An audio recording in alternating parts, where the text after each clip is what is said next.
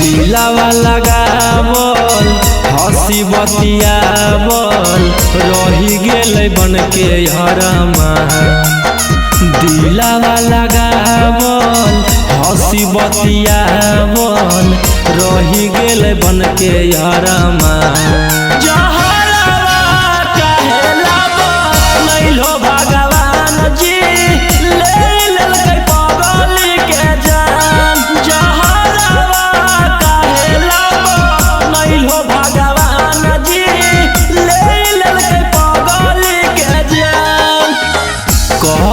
अन्हार गेलै जिंदगी हमर सभेला बनलै जाके चाँद। कह के अन्हार गेलै जिंदगी हमर सभेला बनलै जाके चाँद।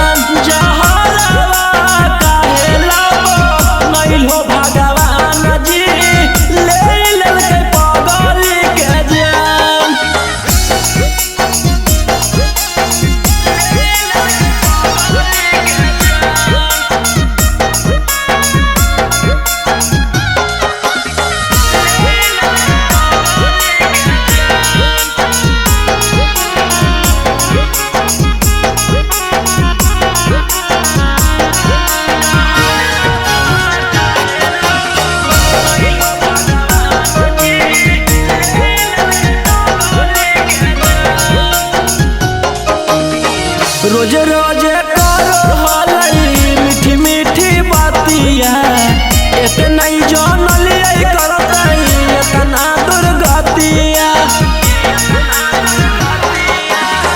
रोज रोज करो मीठी मीठी बातिया इतना जानलिए करतई इतना दुर्गतिया। कुछु न बतैलक सभे छुपैलक भले होई गेलै वीरान। कुछो न बतैलक सभे छुपैलक भले होई गेलै वीरान।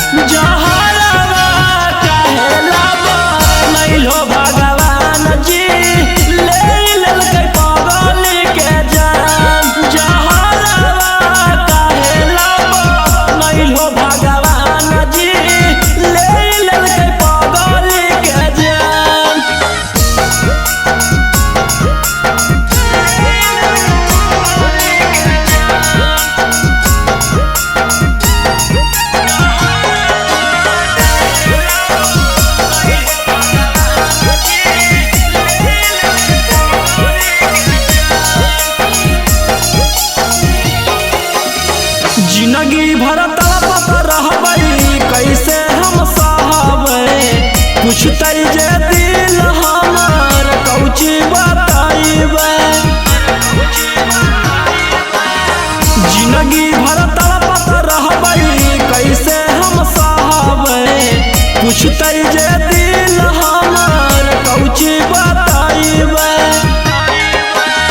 सूरज गौतम रौशन जइबै एक साथ हमहू शमशान।